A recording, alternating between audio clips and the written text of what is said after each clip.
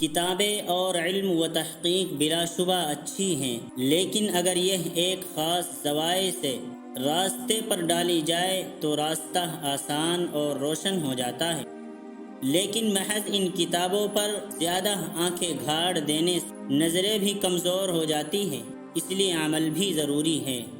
جو نصیحت سن کر فوراً عمل کرتے ہیں وہ لوگ خوش قسمت ہیں اور ان کو بہت جلد بڑا اجر اور محنت کا پھل ملے گا۔ خیر کا سکھانے والا بندہ سیکھنے والے اجر میں برابر ہے۔ ہمیشہ علم حاصل کرنے میں جد و جہد کرتے رہو۔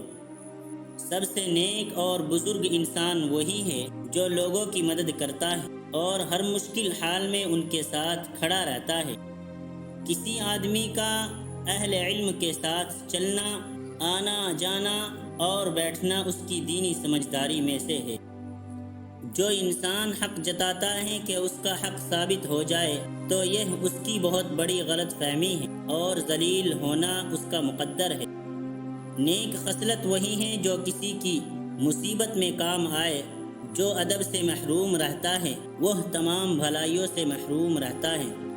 یاد رکھو، اگر تم کسی سے محبت کرتے ہو تو دماغی طور پر تیار ہو جاؤ کہ تم اس کے غلام بننے جا رہے ہو۔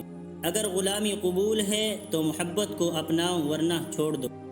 صبر دو طرح کے ہیں، جو ناپسند ہو اسے برداشت کرنا اور جو پسند ہو اس کا انتظار کرنا۔